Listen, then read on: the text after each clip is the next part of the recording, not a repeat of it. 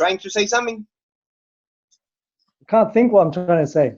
Ah, that's good. But anyway, you definitely going to Bayside. I think you need to go to Bayside, give them a talk. I wouldn't mind that. I mean, I don't mind that at all. I wouldn't mind going to Bayside or any other place. I mean, I talk to. I'm being honest right now. I talk to many players there. I mean, you must know this. When I was playing with you in Lincoln, the youngsters used to come to me all the time, and they still do. I mean, with the JFA, you can get all the youngsters. You can get Dale. You can get Jalen. You can get Ibrito. You can get all these young players, and they'll tell you who's there for them all the time. I mean, I'm there for them. If they need something, I'm there for them. Their parents, they can actually tell you. I mean, if when it comes to the contracts, I'm there to help them as well. Anything that they need, I've told them. I'm there to help them, and I've told them. They know my story. They know my stories, where I've been, what I've done. Before Jalen actually leaving to Las Palmas, I told him what he was mainly gonna come up against. And one of the things he actually asked me was, did you have problems? And I was like, no, you don't have problems. At the end of the day, you're just another human, just like everyone there. The thing is, yes, of course, there's rivalry. There's a lot of rivalry because you're going to a new place where there are players that you are going to try and earn your place. You know what I mean? Your position there. So, I mean, there's always going to be one or two that are going to give you a hard time. I mean, that's the way you are, your mentality, the personality that you have. So I kind of like gave him a little bit of guidance on what he should expect. And I speak to him every day. I mean, I spoke this morning. I was playing with him because we play Call of Duty and speaking to him, how he's doing. And he's very happy. I mean, he's very, very happy.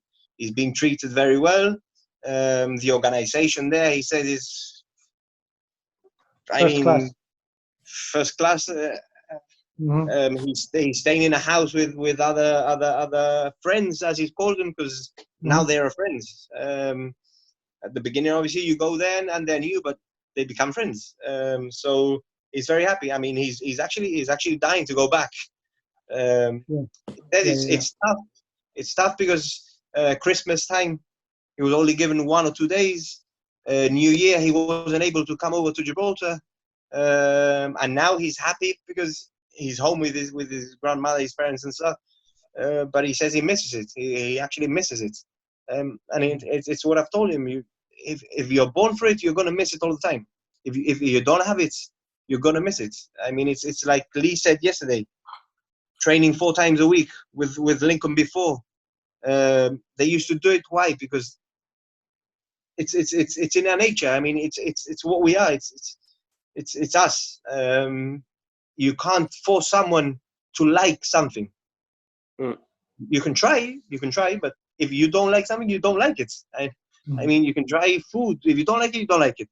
Anything like that. So if you enjoy training and it's something that you actually love doing, it's something that gives you happiness or I don't know, like you feel free whilst you train, you're gonna miss it. When you don't have it, you're gonna miss it. And it's like I told him. I mean, the important thing right now is for him to keep doing his Zoom sessions, which he's actually doing with the club, the training that he's doing, and just keep motivated. I mean, just don't lose if you're not playing or if you're not getting as much time as you want.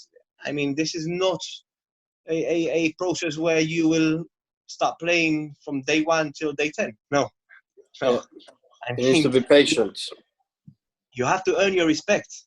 You have to get everyone to respect you. That's first and foremost. Secondly, you have to earn your place in the team. That's very difficult.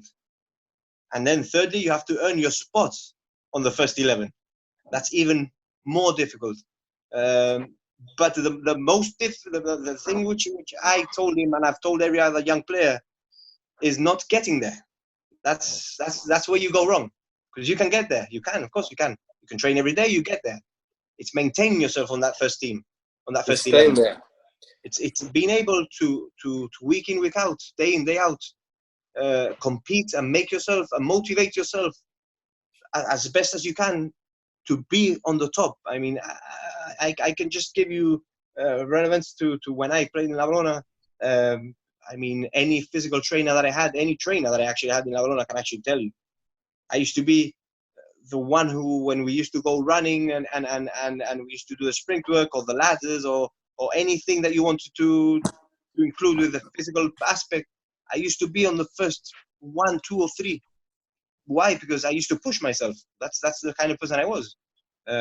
So it's like I've told me, it's not going to be an easy ride. It's going to be a very bumpy ride, but it's going to be a ride that he's going to enjoy.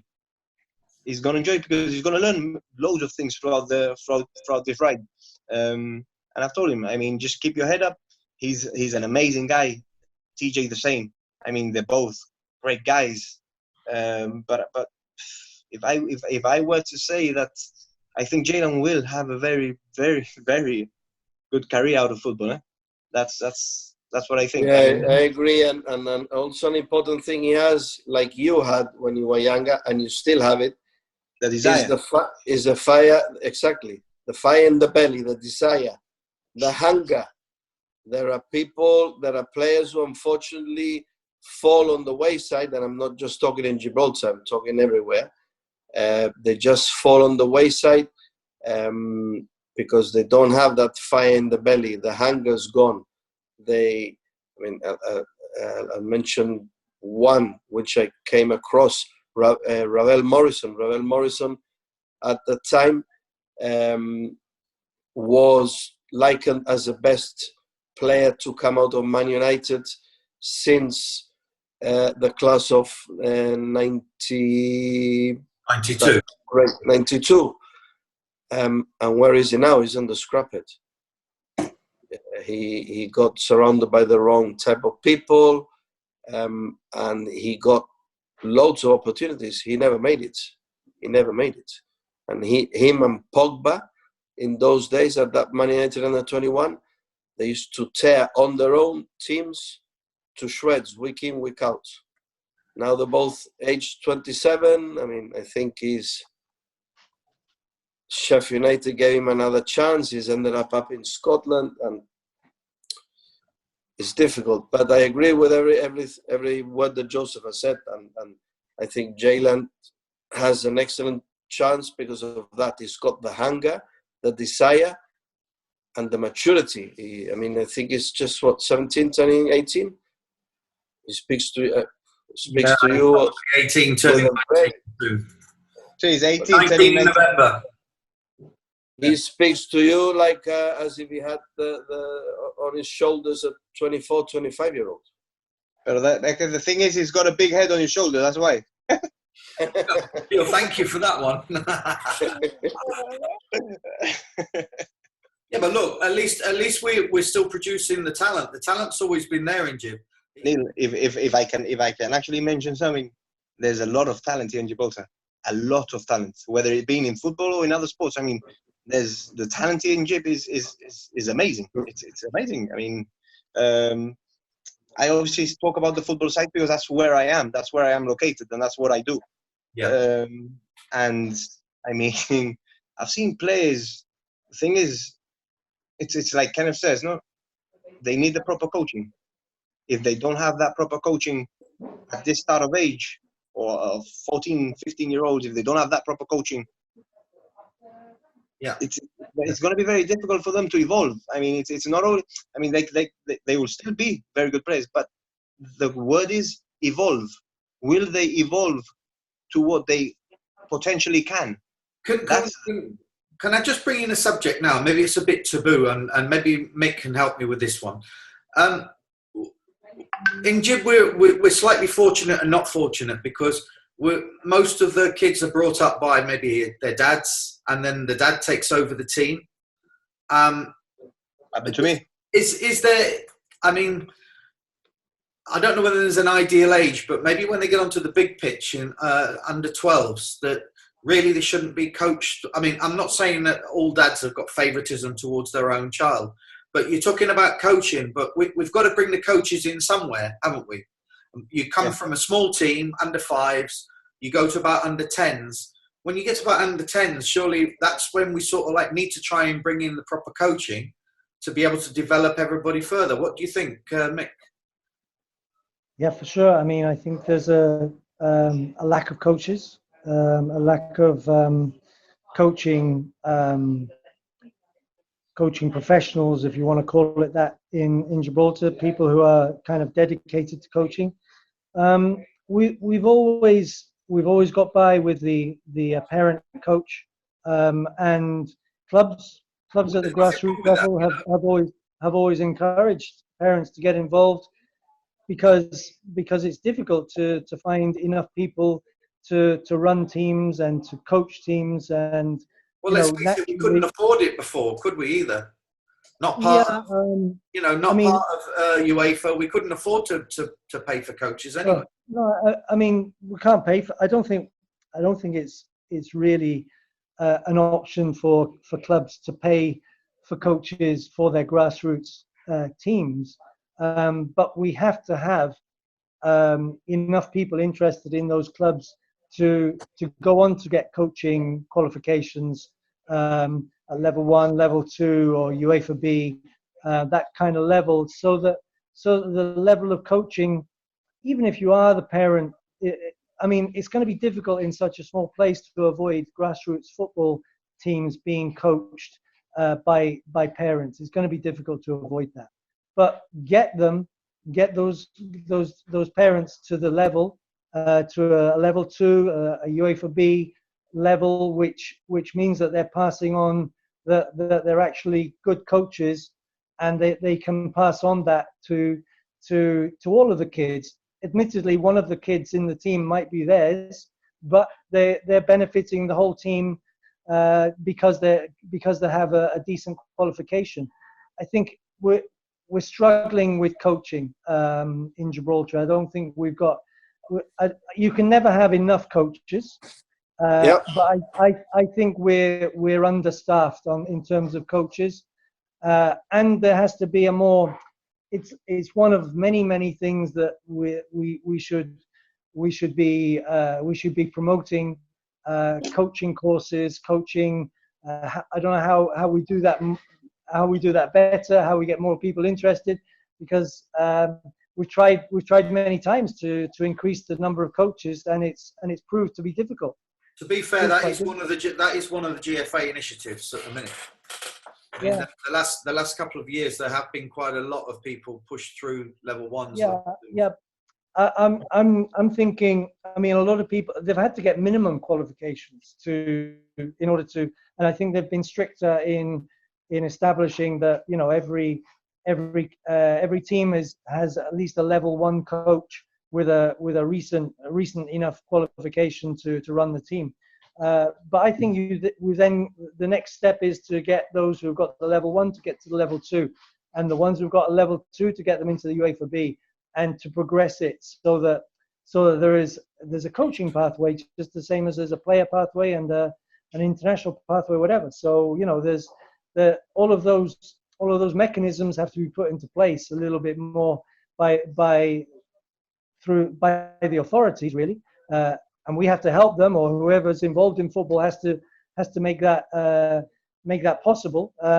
We have to bring more of the ex-players into that system, because too many of the players that have been brilliant players and have now either retired or moved on, or maybe they're playing 5-a-side rather than full 11-a-side football.